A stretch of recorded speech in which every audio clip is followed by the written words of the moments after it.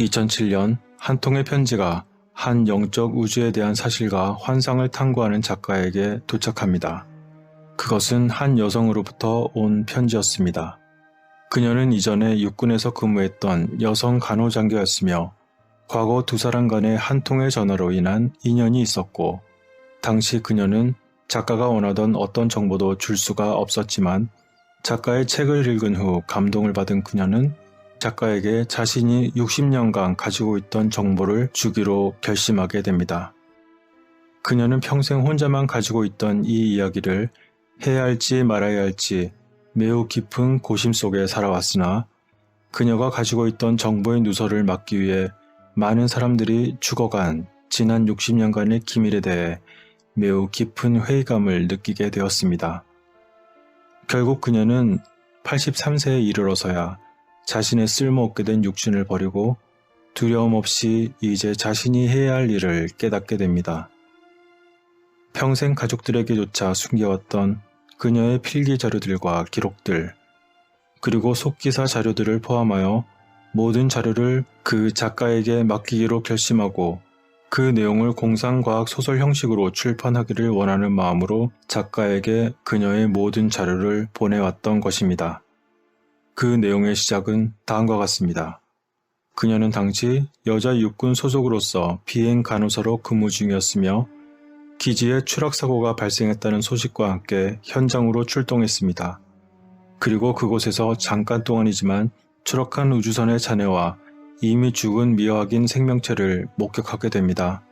당시 그 중에 한 명의 생존자가 확인되었었는데 그 누구도 생존한 괴 생명체와 소통이 불가능했으나 곧 그 괴 생명체가 그녀 자신과 소통하고 싶어하는 것을 느꼈고 그녀에게 텔레파시로 생각을 전달했다는 것입니다. 그 후 그녀에게는 그 생명체와 면담하여 발생된 모든 내용을 기록하는 임무가 주어졌습니다.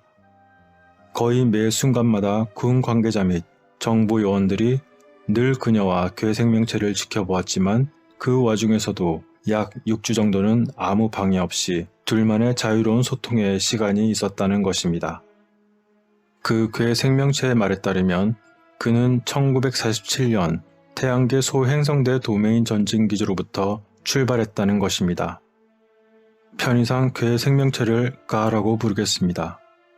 당시 가는 상부지시를 받고 최근 뉴멕시코 지역에서 발생한 핵 폭발에 대해 조사를 하기 위해 그곳으로 온 것인데 가는 핵폭발 후 대기 성분을 조사하고 방사능 수치와 기타 다른 해로운 요소들을 측정하고 조사하기 위해 지구를 방문했다가 비행 도중 그만 번개를 맞고 잠시 비행 접시 조종 능력을 상실하여 추락하고 만 것이라고 합니다. 가는 도메인이라는 문명의 소속이었는데 그것은 가의 고향 문명을 뜻하는 명칭이며 가는 도메인 원정사단 소속의 군인이자 조종사였고 기술자였다고 합니다. 또한 가는 지구 태양계 소행성대의 기지에 주둔하던 중 스스로 자원해서 도메인 원정사단에 가입한 후 조종사 그리고 기술자 군인으로서의 역할을 하고 있던 중이라는 것입니다. 그렇게 가는 사실 육체적으로나 정신적으로 성별 구분이 없었는데 좀 더 여성적인 느낌이 강했다고 합니다. 또한 가의 육신은 회색 빛깔의 매끈한 피부로서 인형이나 로봇처럼 생체학적인 신체 구조를 가지지 않았고 전자신경체와 비슷한 구조가 가의 몸 전체를 연결하고 있었던 것입니다. 키는 약 1m 남짓 정도였고 3개의 손가락과 발가락을 가졌으며 머리에는 입, 코, 귀와 같은 기관이 없었다고 합니다. 가는 자체적으로 몸에 에너지를 공급하고 있었고 산소나 음식과 물도 필요하지 않았다는 거죠. 가는 도메인의 재산을 지키고 보호하는 임무를 가지고 있으며 스스로를 공개하지 않았던 그들은 인간들이 태어나기 전부터 관찰하고 있었다는 것입니다. 그들의 문명은 수조년의 역사를 가지고 있으며 사회구조는 질서와 힘, 그리고 미래지향적인 성장을 위해 존재한다고 합니다. 또한 모든 우주에는 많은 생명체가 어디에나 존재하는데 그 중에서도 자신들의 문명이 최고이며 가장 높은 지위에 있다고 설명했습니다. 그러나 그의 고향이 어디 있는지 지도에 표기해 주는 것은 거절했으며 다만 그들 종족이 그가 있는 곳을 알아내어 지구로 구하러 온다면 그것은 몇 분 아니면 몇 시간이면 충분하다는 것이었습니다. 또한 가는 스스로 창조자라고 했으며 창조의 어머니이자 원천이라고 했는데 가는 기원전 5965년 이후로는 단 한 번도 지구인들과 직접 접촉해 본 적이 없다는 것입니다. 또한 가는 도메인 문명에서 사용되는 약 347개의 언어를 모두 다룰 수 있지만 영어를 배운 적은 없었고 그가 마지막으로 습득한 지구 언어는 베다 복음에 사용된 산스크리트어라는 것입니다.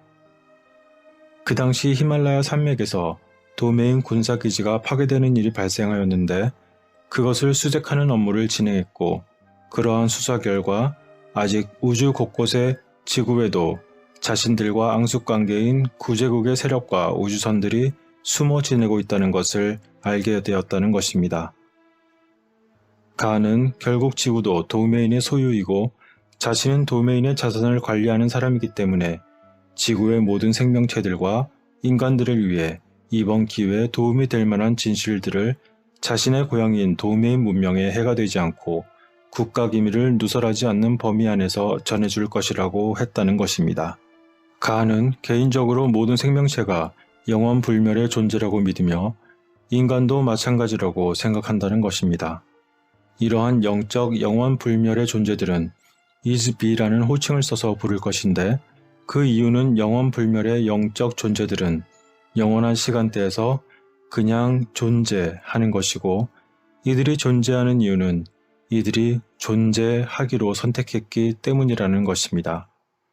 또한 사회에서 얼마나 낮은 위치에 있는 존재이던 간에 모든 생물체는 전부 이즈비이며 이제 인간도 이 사실을 깨달아야 될 시기가 왔다는 것입니다. 그러한 이야기를 믿지 못하는 그녀에게 가는 시범으로써 너의 몸을 떠나라 하고 외쳤고 그러자 순간 그녀는 자신이 육신을 떠나는 것을 느꼈으며 자신의 모습을 아래로 내려다보고 있다는 것을 깨달았다는 것입니다. 그 순간 그녀 또한 자신 역시 영원 불멸의 영적인 존재라는 것을 실감할 수 있게 되었다고 합니다. 그러나 가와 그와 같은 군인이나 더 높은 랭크에 있는 이즈비들은 모두 합성 가공 육체를 소유하고 있고 이를 이용하여 우주 공식 임무들을 수행하며 그렇지 않을 시에는 에너지 형태로 살아간다고 합니다. 게다가 각각의 이즈비들이 발산하는 주파수는 지문이나 DNA와 매우 비슷하며 모든 이즈비들은 고유 주파수를 발산하고 있다는 것입니다.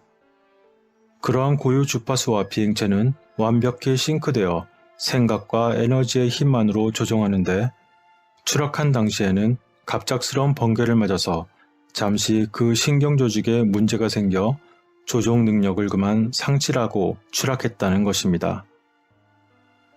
여기서 잠시 짚고 갈 문제가 있습니다.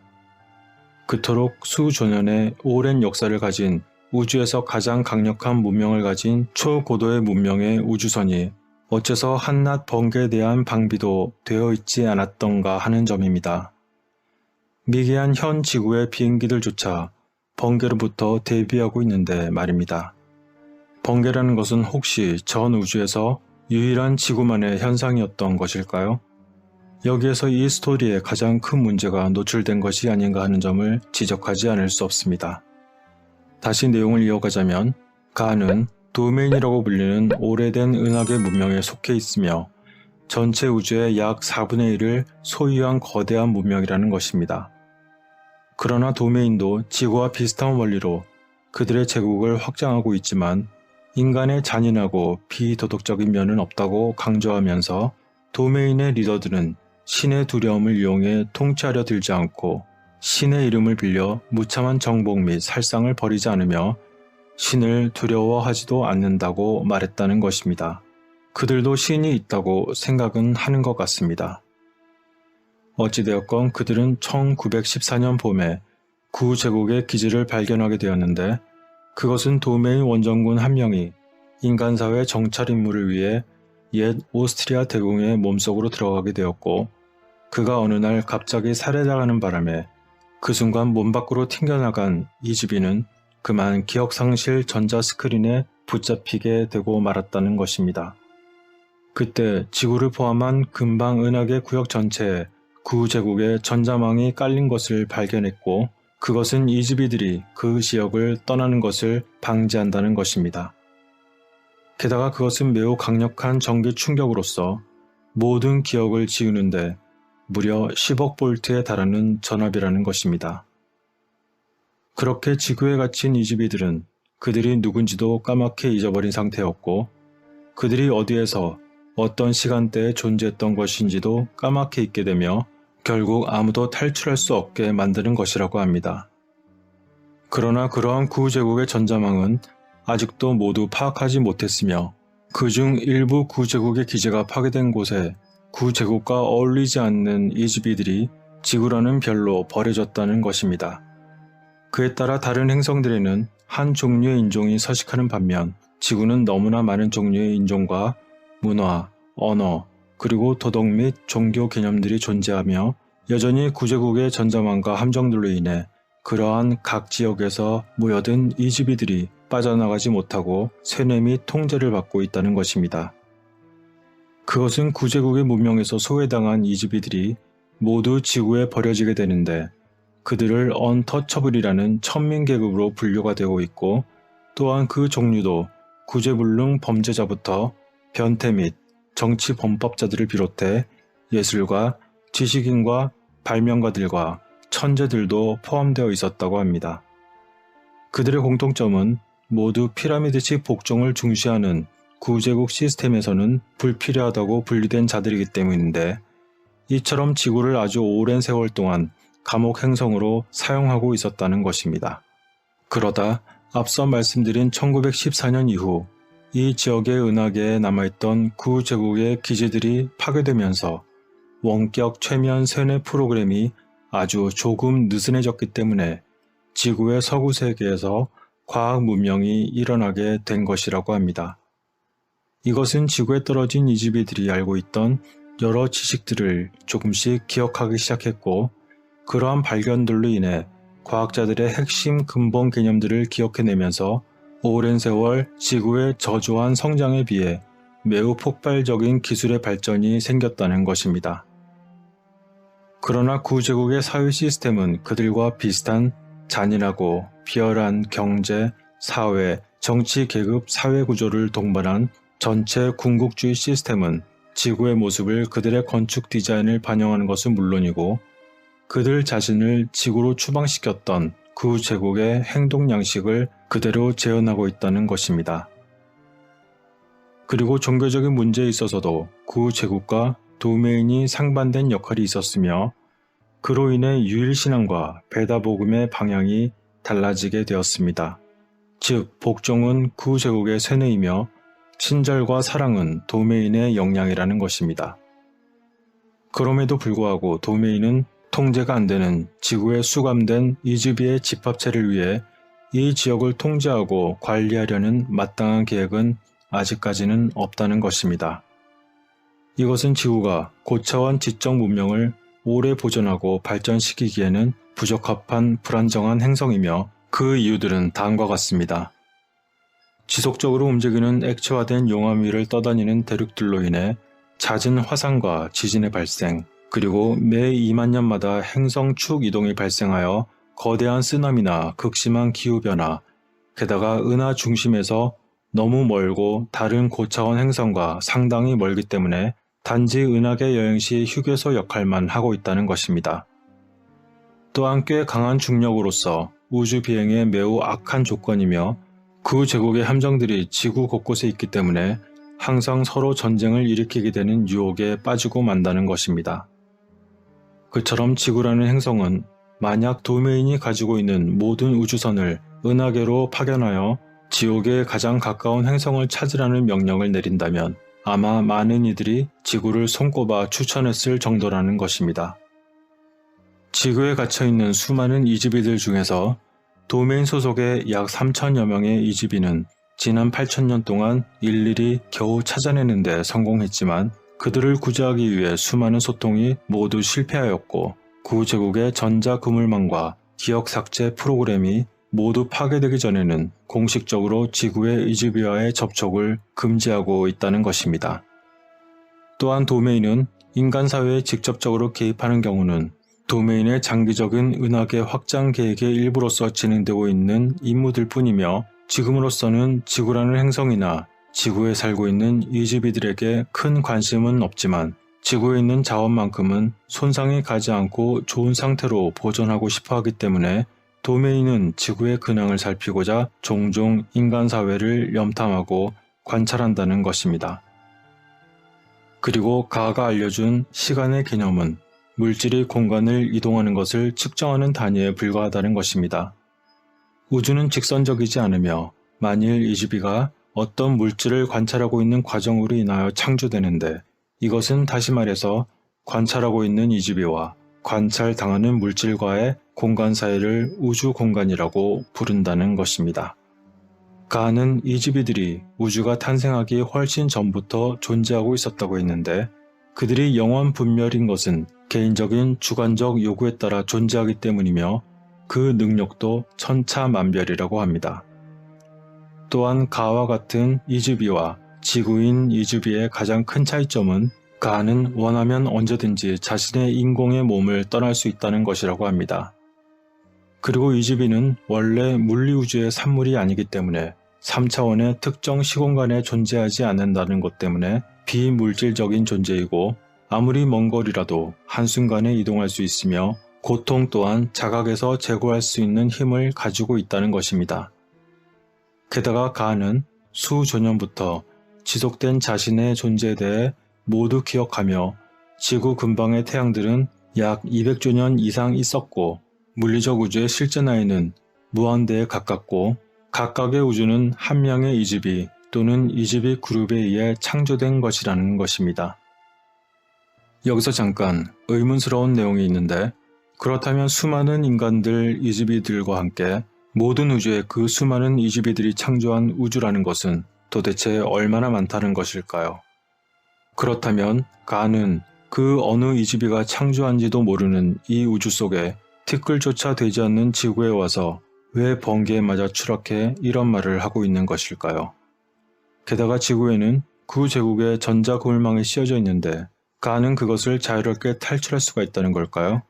그것은 그가 기억을 잃지 않았더라도 그가 인공몸을 탈출해 지구를 떠나려는 순간 그물망은 그에게는 적용되지 않는다는 것은 그가 이미 철저한 대응책을 갖추고 임무를 수행하고 있다는 그 자신의 설명에 의한 것입니다만 그 내용을 밝히지 않아 모르겠으나 갈수록 의문은 점점 늘어만 갑니다. 어쨌건 이어서 이야기를 하자면 가는 먼 옛날 화성과 목성 사이에 행성 하나가 파괴되면서 남겨진 수천 개의 조각으로 구성된 저중력의 간이 정거장으로 사용되는 소행성대에 위치한 도메인 장교와 텔레파시로 소통을 하면서 지구 역사에 관한 자료를 요청했고 그것을 바탕으로 그녀에게 간단한 역사 수업을 해주게 됩니다. 그것은 바로 도메인의 시각으로 본 지구의 역사 내용인 것입니다. 도메인의 원정 세력은 약 1만 년 전 지구 태양계가 있는 은하수 은하계에 처음 진입했으며 그들의 첫 번째 임무는 구제국의 중앙행성 제도를 정복하는 것이었고 그로부터 1500년 후 도메인 세력은 은하계 길목 곳곳에 기지를 건립하기 시작했으며 약 기원전 6200년 전 현재 히말라야 산맥에 도메인 요원 3000명을 수용하는 군사 기지를 건립했다는 것입니다. 그들은 전자 스크린망을 설치하여 그들의 기지를 숨겼는데 그 후 얼마 지나지 않아 기원전 5965년에 지구에 남아있던 구제국 세력에게 그만 기습 공격을 당하고 당시 상주하던 도메인 요원들이 모두 포로로 잡혀갔다는 것입니다. 그때 도메인은 너무나 놀라서 추가 인력을 조사차 지구로 파견했지만 그들마저 실종되어 버리고는 그들은 모두 지구에 보내진 다른 모든 이즈비들과 함께 같은 운명을 따르게 되어버린 것이라고 합니다. 즉 그들은 모두 기억 상실증에 걸리고 거짓 기억과 최면과 세뇌 과정을 거쳐 육신을 가진 인간의 몸으로 지구에 다시 태어나게 된 것이라고 하는 것입니다. 결국 도메인은 오랜 세월 실종 요원들을 탐색하며 수사한 끝에 구제국이 태양계 근방에서 수백만 년 동안 초대형 은폐 작전을 하고 있었다는 것입니다.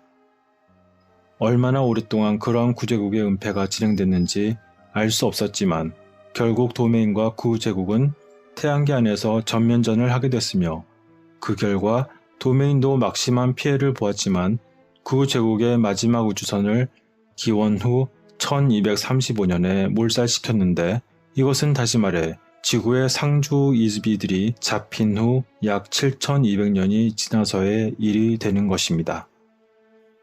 기원 후 1150년 근방 구제국 세력이 몰살당하는 시기에 맞물려 지구의 과학 문명이 혁신되는 것을 목격하기 시작했으며 그것은 천재적인 마음을 소지한 지구 이즈비들이 과학 기술적 지식을 기억해내기 시작한 것이 원인인 것으로 보고 있는데 그것은 구제국의 전자 세뇌 계획에 아주 극소량의 피해만으로 작은 결함들이 생겨난 것에 기인한다고 합니다. 그러나 구제국의 감옥 행성으로 탈바꿈된 지구 문명은 구제국의 전체주의적 사회 구조 현상을 지니게 되었고 개개인의 자유와 권리를 정신 이상 이즈비들에게 넘겨버리거나 통제나 제거를 통해 죽도록 충성해야만이 살 수 있도록 했다는 것입니다. 도메인은 이런 악질 이즈비들이 우주에 존재한다는 것을 알고 있기 때문에 자유는 반드시 싸워서 지켜내야만 한다는 것을 일찍이 깨달았다고 합니다. 그 결과 도메인은 구제국 세력의 중앙행성제도를 정복하는 데 성공했으며 그 결과 도메인 문명은 비교적 작고 젊은 세력이지만 이미 구제국 문명보다 훨씬 더 강력하고 조직적이며 평등주의 사상으로 뭉쳐있다는 것입니다. 그리고 가에 따르면 본래의 지구 역사는 거의 해독 불가 상태까지 악화되었는데 그것은 너무나 터무니없고 말도 안 되는 연결성 없는 고대 유물과 각종 미신과 신화들로 인해 그렇게 된 것이라고 합니다. 그렇지만 지구 역사책에서는 볼 수 없는 의미 있는 역사의 기록들을 구제국의 중앙행성제도를 점령해서 얻은 자료를 위주로 그가 알려준 바에 따르면 일련의 지구 사건들의 내용은 다음과 같다고 합니다. 기원전 7만 5천년 아틀란티스와 레무리아라는 두 지구 문명에 대해서는 거의 비슷한 시기에 존재했다는 사실을 제외하고는 도메인에는 자료가 거의 없다고 합니다. 기원전 3만 년 이전에서부터 지구는 서서히 본격적인 감옥 행성으로 변질되었고 구제국 곳곳에서 추방당한 언터처블 이즈비들이 전자함정에 걸린 채 지구로 떨궈지게 된 것입니다. 기억 상실을 유발하는 기계시설들은 화성 및 아프리카의 르웬조리 산맥, 포르투갈의 피레네 산맥, 그리고 몽고의 대초원에 설치되었고 이 기지들은 지금도 버젓이 운영되고 있는 상태인데 도메인의 과학기술과 무기로도 파괴하기 어렵다고 하며 현재로서는 도메인은 지구에 별다른 추가 군사력을 배치시킬 계획이 없다는 것입니다. 게다가 피라미드 고대 문명은 감옥 체제를 위해 의도적으로 조작되어 만들어졌으며 물질, 의미, 불가사의 등의 개념은 지구 이즈비들의 기억 상실증을 강화시켜주는 역할을 한다는 것입니다. 게다가 그 어떤 지구 이즈비들도 지구 토박이는 없으며 인간은 지구에서 진화한 생명체가 아니라는 것입니다. 셀 수 없는 시간 동안 사람들은 이집트와 고대 문명을 파헤치기 위해 천문학적인 시간과 능력을 투자해왔지만 그러한 그림 맞추기는 모든 조각들이 서로 애초부터 맞지 않게 설계된 그림 맞추기 놀이라는 것입니다. 기원전 15,000년 구제국은 현재 볼리비아의 티티카카 호수 근처에 안데스 산맥에서 수력 채굴 공사와 채굴 작업과 거대한 석조 건물인 태양의 문 공사를 관리하였다는 것입니다.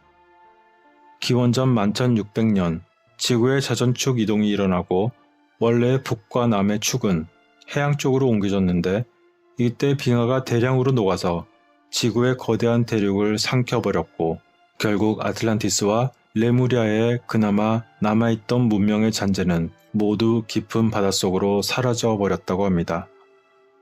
기원전 1405년에 구제국은 이집트 신화의 토트라는 이즈비에게 거대한 기자 피라미드를 세우라고 명령하였고 그 속의 4개의 환풍로는 정확히 구제국의 중앙행성제도 은하를 향하게 설계하였으며 오리온자리 배열과 맞도록 설계했다고 합니다.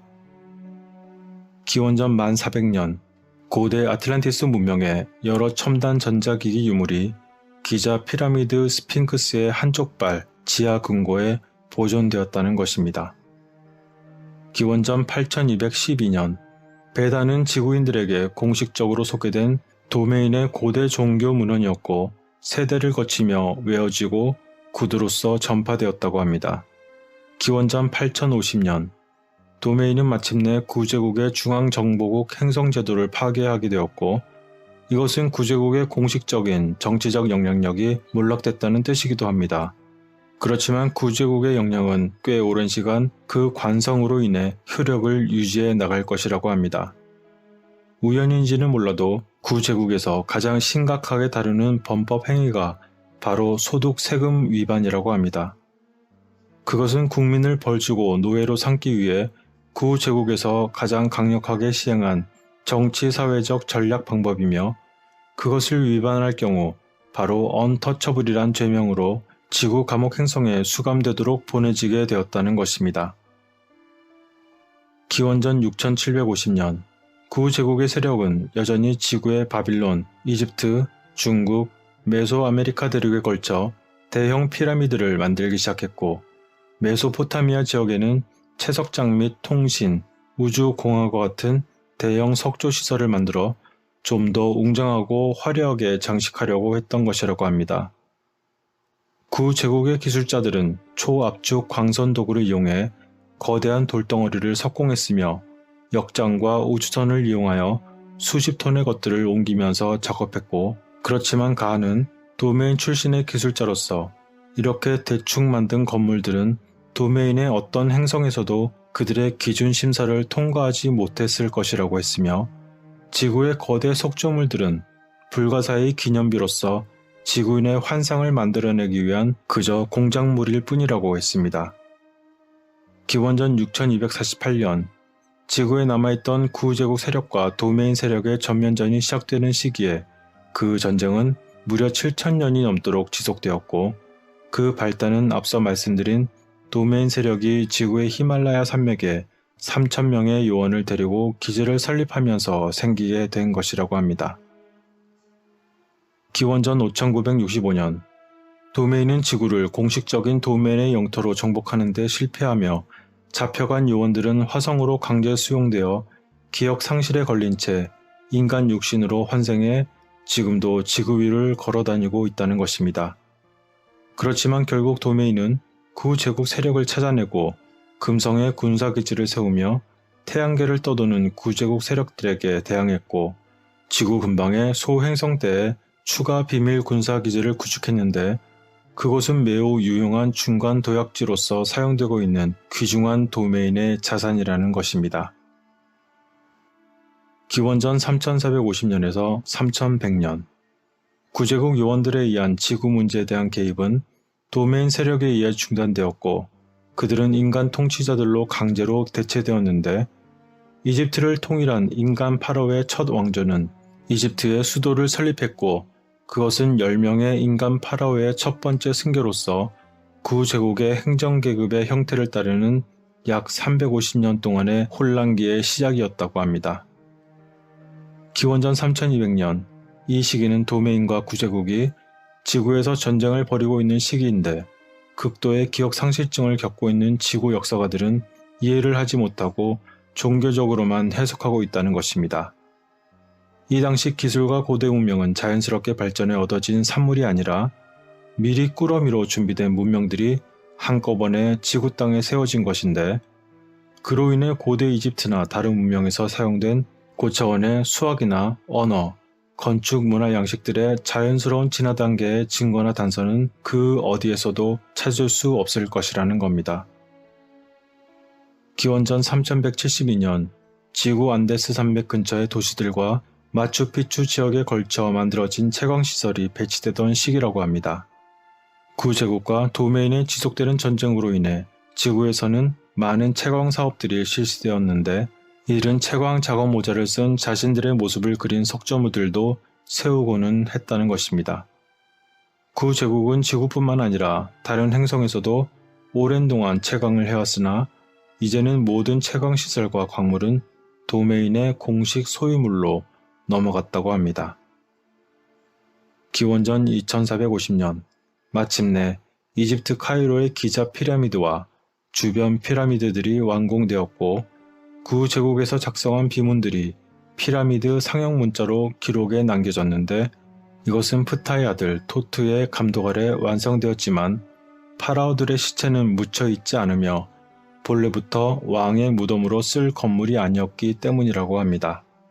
기자 피라미드는 지구 전체의 정중앙에 위치하도록 설계되었고 우주에서 지구를 바라보며 그 총괄적인 시각과 조감 도법이 매우 필수적으로 필요한 계산인데다가 구 제국의 중요한 행성 지도들과 정확히 나열되도록 설계되었으며 이것은 그들이 원한 모습의 거울 그림이기도 했던 것이라고 하는 것입니다.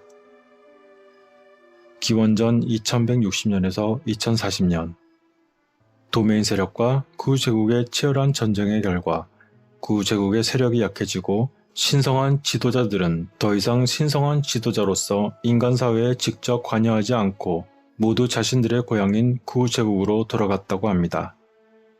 기원전 1500년, 이 시기에 아틀란티스 문명이 완전히 몰락했고 그와 동시에 지중해 지역이 크레타 섬의 미노스 문명이 파괴되면서 과거 아틀란티스의 피난을 얻던 자들에 의해 정복이 되었다는 것입니다.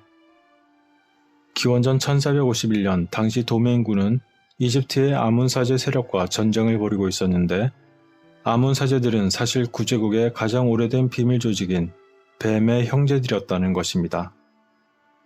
기원전 1193년 고대 그리스 아카이아 지방에서 트로이 세력과 권력 싸움이 있었고 그로 인해 트로이가 몰락하면서 그 전쟁은 끝나게 되었는데 그와 같은 시기에 우주에서는 도메인과 구 제국의 싸움이 진행 중이었으며 그 후로도 약 300여 년 동안 구제국의 잔존 세력은 도메인에 저항했으나 결국 도메인의 승리로 끝나게 되었다고 합니다. 기원전 850년 고대 그리스의 시인 호머는 신들의 이야기를 썼는데 가는 그들이 상당히 비슷하게 지구 역사를 썼으며 이들은 구제국 출신 이집이들이 육신이 없는 상태로 지구인들을 은밀히 조종하고 수감한다는 것을 매우 잘 묘사했다고 합니다. 기원전 700년 고대 베다 문헌은 처음으로 그리스어로 번역되어 당시의 원시적 사회에 최초의 민주주의 개념을 도입하였고 합당한 사회 구조의 기반을 만들어 주었다고 합니다. 기원전 638년에서 559년 그리스의 현자인 솔론은 아틀란티스 문명에 대해 기록하는데 플라톤이 말한 아틀란티스 문명은 솔론의 문서에서 따온 것이며 솔론은 모든 설명을 이집트의 아누 사제들로부터 전해 들었다는 것입니다.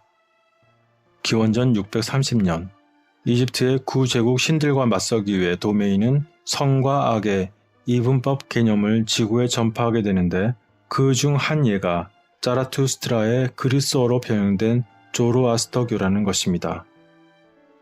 기원전 604년 노자라는 철학자가 도덕경이라는 책을 펴내는데 가한은 구제국의 기억상실요법과 체면장치를 극복하고 육신을 버린 후에 지구를 떠나는데 노자는 성공했으며 그러한 노자의 결과는 이집의 본질을 이해하고 우주의 진리를 이해하지 못하면 불가능한 일이라는 것입니다. 기원전 593년 유대인의 창세기의 천사나 신의 아들이 인간의 딸과 관계를 맺고 아이를 낳은 이야기는 구제국에서 지구로 망명한 이집이들이었거나 혹은 지구의 자원이나 마약을 밀매하기 위해 지구를 방문하던 은하계 해적들이나 개인 사역가들이었을지도 모른다고 했습니다. 또한 뱀은 구제국의 심볼인데 창세기에는 뱀으로 인해 영적 붕괴를 맞는 지구 최초의 인간인 아담과 이브가 나오고 있다는 것이며 영혼이 육신을 받아 지구 땅을 걷게 되는 과정들이 교묘하게 은유되고 함축되어 있고 그 외에 구제국이 주입하고 있는 거짓과 기억, 속임수, 미신 등으로 기억을 잊게 하는 세뇌 프로그램과 같은 음모도 같이 함축되어 있다는 것입니다. 기원전 580년 고대 그리스 도시인 델포에 있던 아폴론의 성소에서 아폴론이 내리던 예언을 지칭하는 델포이의 신탁은 수많은 고대 오라클 신전 네트워크 중 하나였으며 모든 오라클 신전은 사실 구제국의 통신 네트워크망이었다고 합니다. 이 신전들은 또한 구제국의 전자 위치 송신소 역할을 했는데 나중에는 온파로스라는 명칭을 얻게 되었고 델포이의 이러한 신전 네트워크는 지상 위에 수십 킬로미터 밖에서는 관측할 수 없었으며 현재 전자 위치 송신 시스템은 모두 파괴되고 기념 석조비만 남게 되었다는 것입니다. 구제국의 사제들은 뱀이나 용의 심볼을 사용하는데 델포이에서는 이를 지구의 용이라 불렀고 그리스 신화에 따르면 델포이의 신탁을 지키는 오라클이 비단 뱀이라는 이름을 가졌던 이집이었고 추후 아폴로 신에게 정복당해 온파로스 밑에 묻히게 된다고 설명합니다.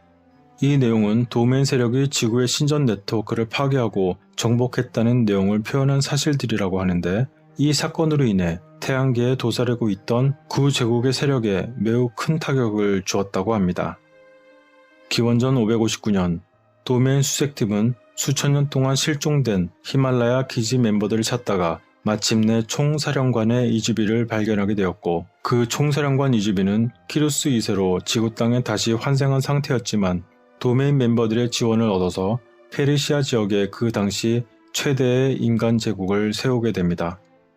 수색팀은 총 900명의 이즈비로 이루어졌고 3개 팀으로 나눠서 한 팀은 지구 위, 한 팀은 바닷속, 한 팀은 지구 근방의 우주 공간을 수색하게 되는데 수많은 고대 인간 문명의 역사 속에는 이 도메인 수색팀의 활동들이 표현되어 있지만 물론 그 당시 인간으로서는 이들이 정확히 무슨 일을 하고 있었는지 그 누구도 이해하지 못했다고 합니다.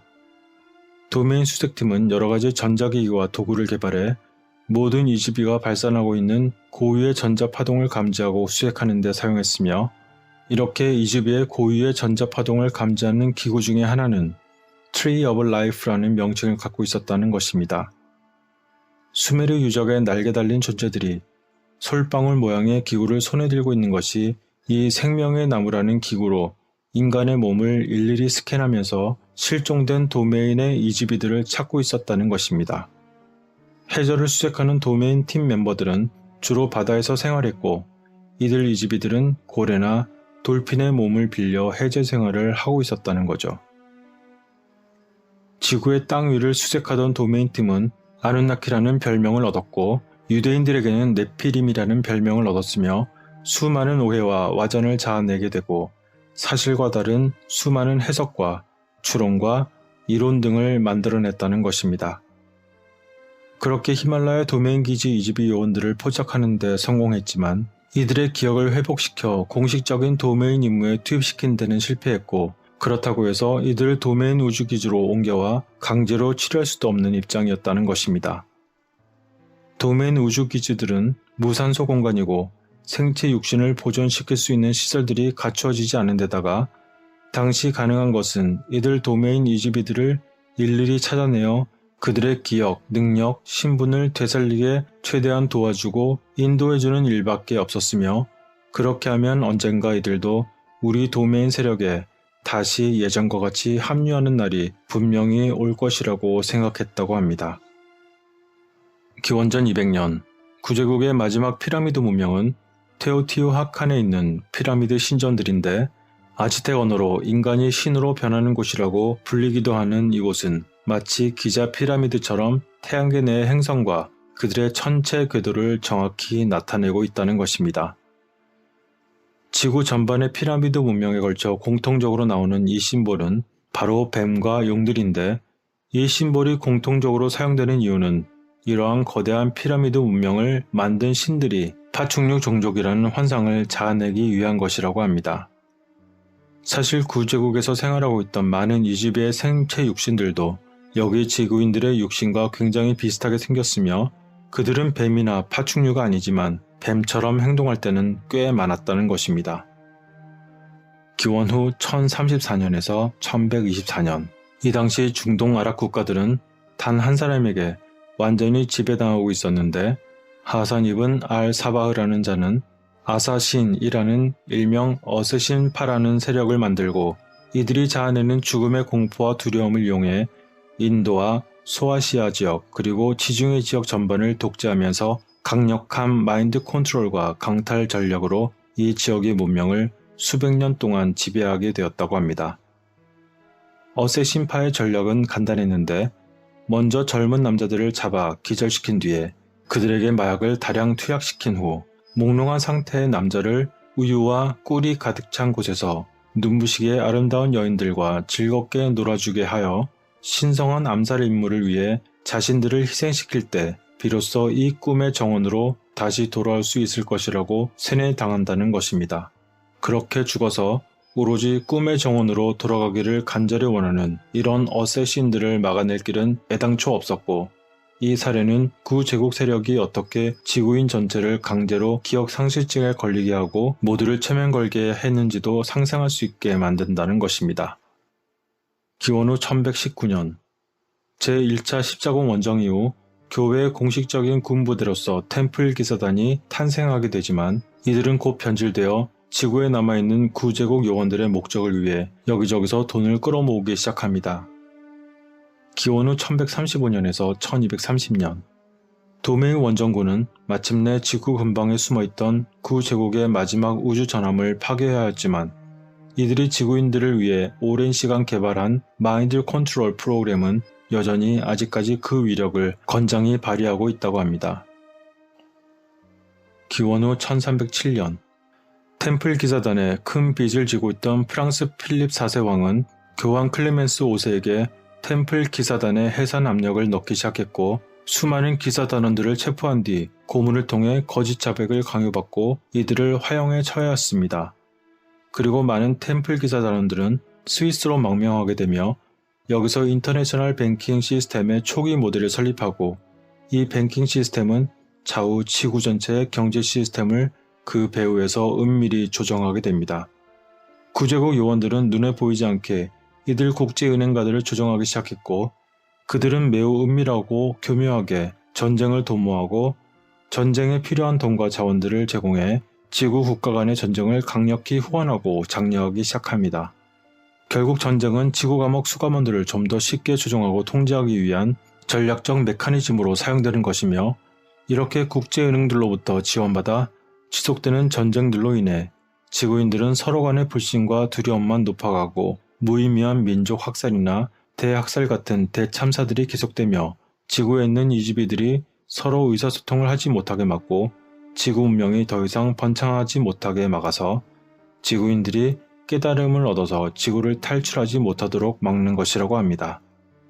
이렇게 간단한 연대별로 근래의 지구 역사를 가하는 그녀에게 전했으며 그녀는 너무도 혼란스러웠지만 기록은 다음 이야기로 이어집니다. 가에 따르면 진화라는 것은 우연히 결코 발생하지 않으며 지구인들이 흔히 말하는 모든 인간은 원숭이에서 진화했다라는 믿음은 완전히 잘못된 개념이고 인간과 같은 휴머노이드한 생체 육신은 농장의 동물 개량이나 애완견의 개량처럼 절대로 자연스럽게 진화할 수 없다는 것입니다.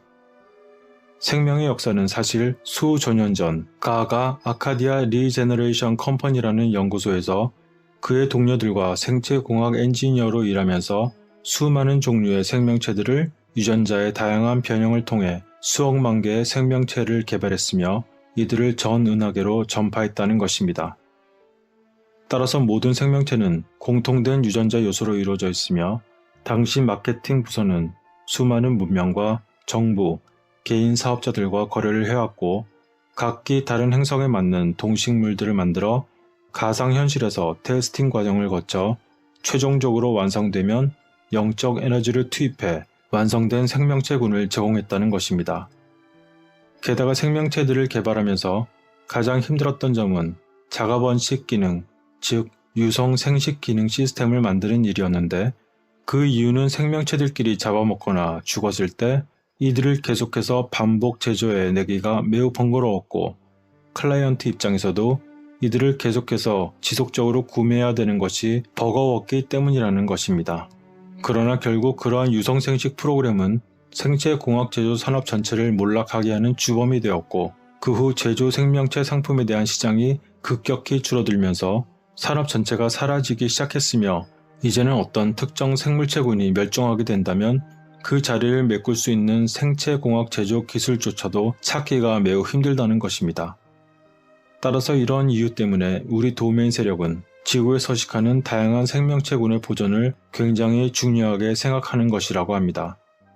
잠시 여기서 의문을 한 가지 제시하자면, 이 또한 그럴듯한 이야기지만 그토록 발달된 문명에서 한번 발명한 기술의 보존이 어렵다는 이야기는 그들도 지식 보관에 매우 취약하다는 것을 간접적으로 알려주는 것인데, 이것은 상상하기 어려운 기원을 가지고 있는 그들의 역사와 초고위 문명에 있어서 있을 수 없는 작가의 큰 실수가 아니었나는 의구심을 가지게 됩니다.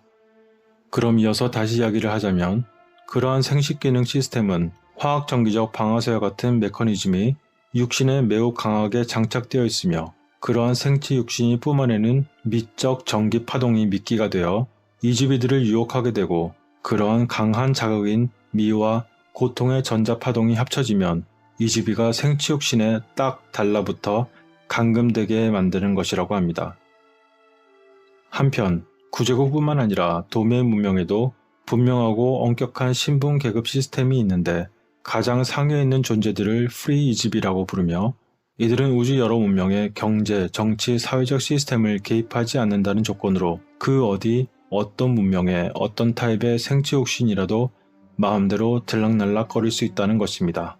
그 다음 레벨은 리미티드라고 불리는 계급이고, 이들은 정해진 시간에만 생체 육신을 빌려 생활할 수 있으며, 이들이 쓸 수 있는 능력과 파워, 움직임의 특정 제한사항들이 주어진다고 합니다.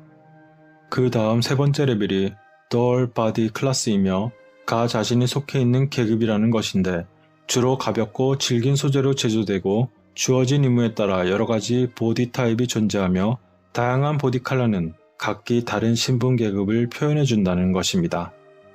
그 밑으로는 군인 레벨이 있는데, 이 솔저의 보디 타입은 여러가지 군사 무기와 도구들이 장착되어 있고 적들의 움직임을 포착하고 공격할 수 있도록 특수 군사용으로 제작되었으며, 금속 재질로 만들어진 메탈 군인 보디 타입도 존재한다는 것입니다.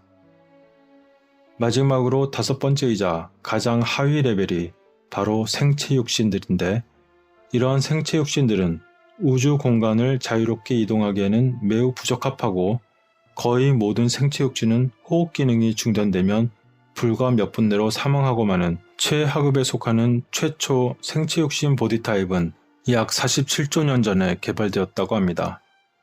이것이 개발된 이유는 주로 이집이들의 엔터테인먼트 용도로 사용되었고, 물리적인 육신으로 느낄 수 있는 여러가지 쾌감과 자극을 위해 사용되면서 점차 모든 은하에 생체 육신의 붐이 불기 시작했다는 것입니다. 그러면서 자연스럽게 다양한 보디 타입들이 여기저기서 생산되기 시작했는데, 반대로 생체 육신에 중독된 이즈비들을 겨냥해 이들이 영영 생체 육신을 탈출하지 못하게 묶어두기 위한 여러가지 기발한 이즈비의 함정들이 개발되기도 했다는 것입니다. 이런 함정의 가장 기본 원리는 생체 보디를 의도적으로 약하게 만들어 이즈비들이 생체 보디를 굉장히 조심스럽게 다루게 하여 이즈비들이 자신의 능력보다 오히려 생체 보디의 안전을 생각하게 하면서 서서히 그들의 능력과 파워도 잊어버리고 영원히 생체 보디 속에 갇혀있게 만드는 것인데, 이러한 현상을 빌미로 수많은 이즈비들을 노예로 삼아 많은 이익을 본 이즈비들도 있다는 것입니다. 이러한 황당무계하면서 믿을 수 없는 가의 이야기를 들으며 그녀는 현기증을 느꼈고, 만일 그가 아니라 다른 일반 사람이 이런 말을 했다면 도저히 믿기 힘든 이야기였다고 합니다. 그리고 가는 이어서 구제국이 온갖 노력과 투자를 하며 꼭 지키려고 하는 것이 바로 지구인들이 자신들 내면의 영혼을 바라보지 않게 막는 것인데, 지구와 지구인의 구원은 전적으로 지구 이주비들의 무한대로 축적되어 온 지식과 능력의 기억을 되살리는 데 있을 것이며, 개개인의 스스로의 자아와 영혼을 되찾는 데서 올 것이라는 것입니다. 이런 기억과 정체성을 되살리기 기술은 심지어 구제국이나 도메인 같은 첨단 문명에서도 아직 존재하지 않은 기술들이며, 사실 최근 전까지만 해도 도메인은 이즈비의 기억 상실증을 치료해야 될 필요성을 전혀 못 느끼고 있었다고 합니다. 그렇게 아직 그 누구도 이 치료 방법에 대해 연구하고 있지 않은 상태이며, 우리는 현재 지구인들의 이런 증세에 대해 큰 도움을 주지 못하는 실정이지만 아주 극소수의 도메인 요원들은 지구인들의 이런 상황을 돕기 위해 스스로 우주 정거장에 인형의 몸을 놔두고 지구로 내려와 지구인의 육신으로 환생하여 여러가지 기술과 지식을 전파하려고 시도한 적이 있다는 것입니다. 그중 한 이집이가 바로 지구에서 니콜라 테슬라라고 불리웠던 이집이었는데, 그는 지구인을 돕는 동시에 도메인 우주기지에서 자기 임무도 같이 수행했던 천재 같은 케이스 중 하나였다고 합니다.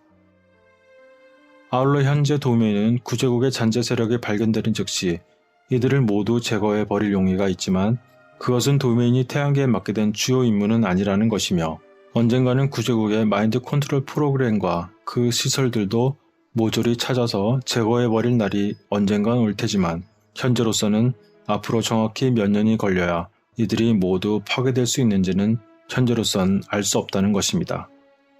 하지만 구제국의 전자 스크린망이 여전히 최소한 태양계 이쪽 구역은 확실히 커버하고 있다는 것은 잘 알고 있으며, 이 시설들은 굉장히 찾기 힘든 전략적 위치에 숨어 있어서 자신들 도메인들도 매우 곤욕을 치르고 있는 실정인데다가, 이런 작업들이 현재 도메인의 가장 우선시되는 임무도 아닌 상황인 것도 사실이라고 합니다.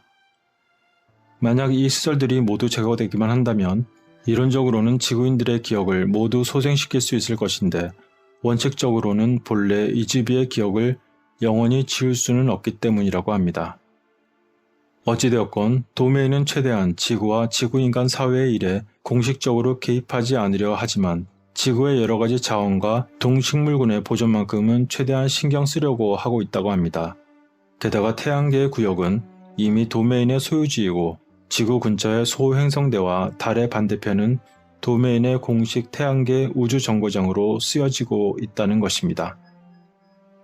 말할 필요도 없이 지구인을 포함해서 그 어떤 외계 세력도 도메인의 공식 임무 수행을 방해하는 자들은 모조리 제거될 것이지만, 어차피 지구인은 우주에서 활동할 수가 없기 때문에 이것은 그다지 심각한 문제는 아니라는 것입니다.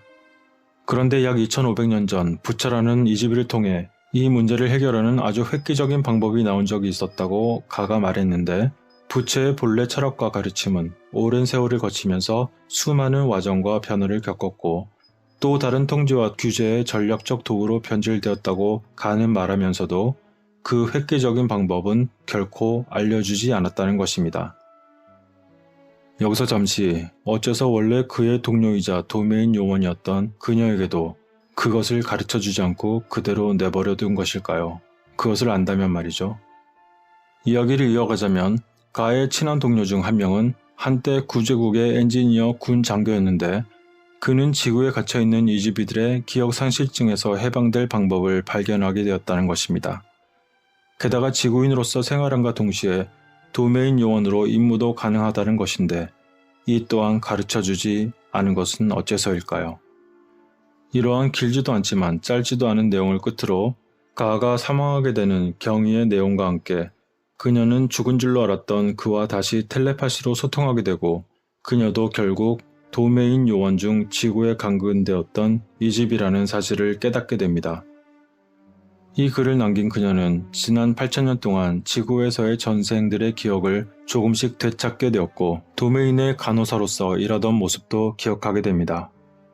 그렇지만 그녀는 가가 그 방법을 알고 있는 듯 하면서도 알려주지 않고, 그렇기 때문에 당장 도메인 문명으로 들어갈 수도 없으며, 구제국의 전자 스크린망이 모두 파괴되기 전에는 이 지구라는 감옥 행성에 영원히 갇혀있는 입장이고, 전적으로 우리 지구인들 스스로에게 달려있는 문제라고 가는 매일같이 반복해서 그녀에게 강조하곤 했다는 것입니다. 희망 고문이었을까요?